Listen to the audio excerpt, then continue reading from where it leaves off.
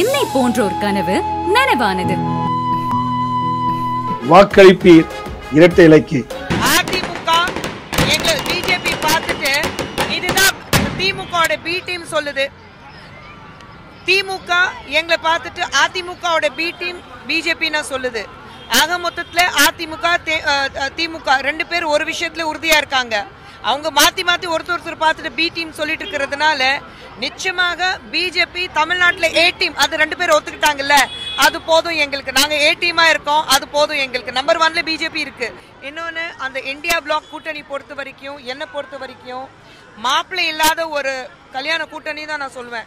19ஆம் தேதி நிச்சயமாக உங்களுக்கு கல்யாணம் இருக்கு. ஆனா மாப்பிள்ளை யாருன்னா இன்னும் நாங்க முடிவு பண்ணல. மாப்பிள்ளை இன்னும் தேடிட்டு இருக்கோம். அந்த வகையில தான் அவங்க சுத்திட்டு இருக்காங்க. எனக்கு கமல் சார் ஏன் அப்படி சொல்றாரு, தெரிஞ்சு சொல்லிக்கிறாரா தெரியாம சொல்லிக்கிறாருன்னா எனக்கு தெரியல. அவருக்கு பதில் சொல்ல விரும்பல நானு. ஏன்னா அவர் போட்டியே இடல.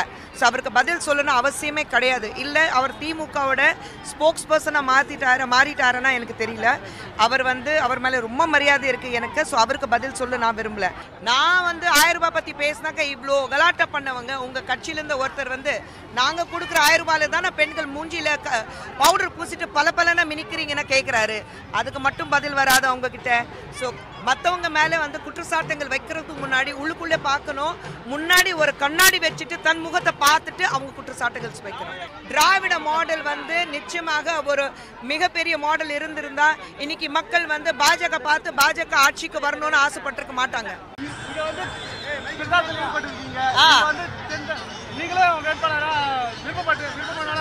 அதெல்லாம் ஒண்ணும் கிடையாது. யார் சொன்னா விருப்பமான கொடுத்தது? யார் சொன்னா? நான் கட்சிக்காக உழைக்கிறேன். தயவு செஞ்சு இவங்க சொன்னாங்க அவங்க சொன்னாங்க பத்திரிகையாளர்கள் அப்படி பேசக்கூடாது. உண்மையிலே என்ன ரிப்போர்ட்ஸ் இருக்கு, கட்சிக்கு வேலை செய்யறதுக்காக வந்திருக்கோம்.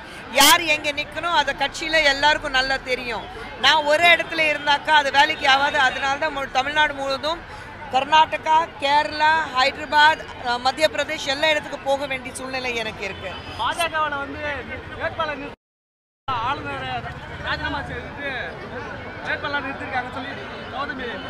அதான் சொன்னேன், நிறைய விஷயங்கள் இருக்கு பேசுறதுக்கு. குற்றச்சாட்டுகளுக்கு பதில் கொடுக்கறதுக்கு நேரம் கிடையாது இது, சரிங்களா?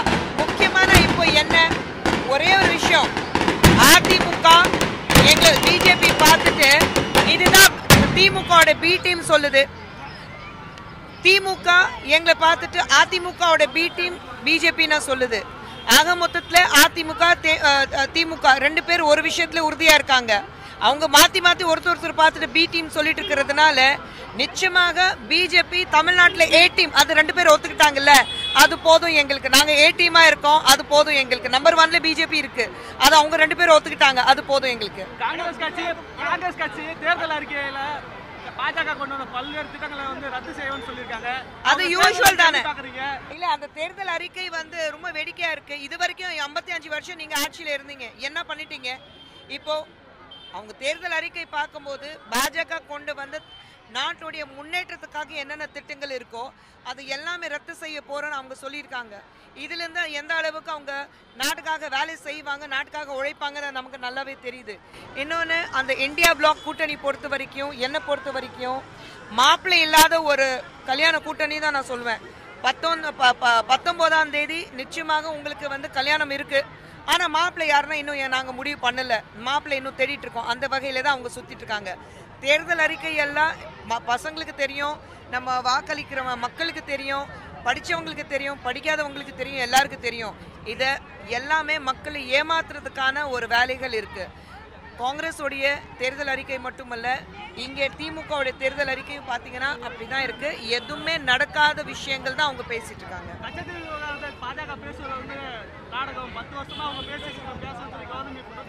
எல்லா டீட்டெயில்ஸ் இப்பதானே வருது.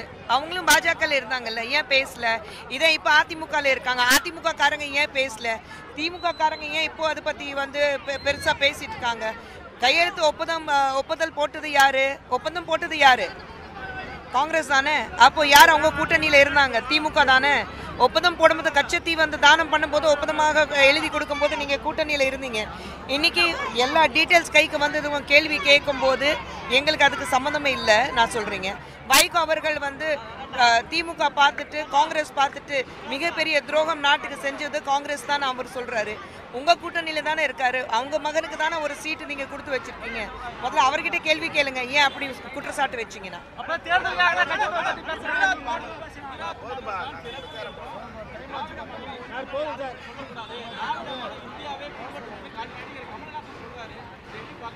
சொல்லட்டும், எல்லாருக்கும் ஜனநாயக ரீதியாக எல்லாருக்கும் உரிமை இருக்கு.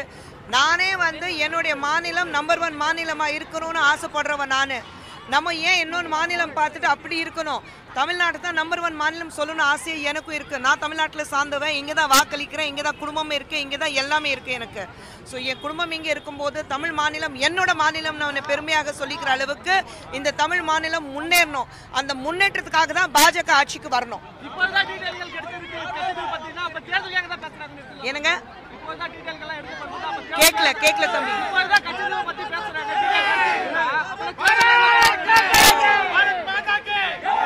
தேர்தலுக்காக பேசணும்னு அவசியமே கிடையாது. டீடைல்ஸ் எப்பவுமே பேசும்போது வெள்ள அறிக்கையோட பேசணும், எப்பவுமே பேசும்போது ஆதாரத்தோட பேசணும், எப்பவுமே பேசும்போது உங்களுக்கு வந்து சட்ட ரீதியாக எல்லா டீடைல்ஸ் கையில் இருக்கும்போது தான் பேசணும். சும்மா குற்றச்சாட்டுகள் வைக்க முடியாது. ஸோ இப்போதான் எல்லா டீடைல்ஸ் கலெக்ட் பண்ணிட்டு இதுதான் நடந்திருக்கு நம்ம வந்து சொல்லிக்கிறோம், அவ்வளவுதான். என்னமா மத்திய அரசு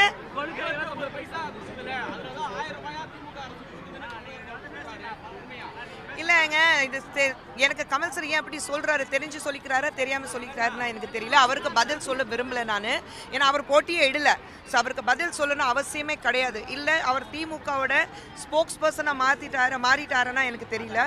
அவர் மேலே ரொம்ப மரியாதை இருக்குது எனக்கு. ஸோ அவருக்கு பதில் சொல்ல நான் விரும்பல. ஆனால் ஒரு பிரதமரை பார்த்துட்டு 29 பைசா பிரதமர் சொல்லிக்கும் போது எவ்வளோ கீழ்த்தனமான ஒரு யோசனை திமுகக்கு இருக்குது, அதை அவங்க யோசிச்சு பார்க்கணும். எப்போவுமே ஒரு வரி கட்டும் போது அந்த வரி உங்களுக்கு வந்து நிச்சயமாக கவர்மெண்ட் எடுக்கும். ஏன் தமிழ்நாட்டில் வந்து இன்னைக்கு பார்க்கும்போது எல்லா இடத்துலையும் தமிழ்நாடு வந்து உயர்த்தி வச்சிருக்கணும். முதலமைச்சர் அவர்கள் சொல்லிக்கிறாரு, ஆவின்ல பால், நெய், தயிர் இந்த கட்டணத்தை உயர்த்தி வச்சிருக்காங்க, சொத்து வரி உயர்த்தி வச்சிருக்காங்க, பஸ் கட்டணம் உயர்த்தி இருக்காங்க, அதே மாதிரி மீன் கட்டணம் உயர்த்தி இருக்காங்க. எல்லாமே ரெஜிஸ்ட்ரேஷன் ஃபீ இருக்கட்டும், இல்லை எந்த ஃபீ இருக்கட்டும், எல்லாமே உயர்த்தி நீங்கள் வச்சிருக்கீங்க. நான் வந்து 1000 ரூபாய் பற்றி பேசினாக்கா இவ்வளோ கலாட்டா பண்ணவங்க உங்கள் கட்சியிலேருந்து ஒருத்தர் வந்து நாங்கள் கொடுக்குற 1000 ரூபாயில தானே பெண்கள் மூஞ்சியில் பவுடர் பூசிட்டு பல மினிக்கிறீங்கன்னா கேட்குறாரு. அதுக்கு மட்டும் பதில் வராது அவங்கக்கிட்ட. ஸோ மற்றவங்க மேலே வந்து குற்றச்சாட்டுகள் வைக்கிறதுக்கு முன்னாடி உள்ளுக்குள்ளே பார்க்கணும். முன்னாடி ஒரு கண்ணாடி வச்சுட்டு தன் முகத்தை பார்த்துட்டு அவங்க குற்றச்சாட்டுகள் வைக்கணும். யாரு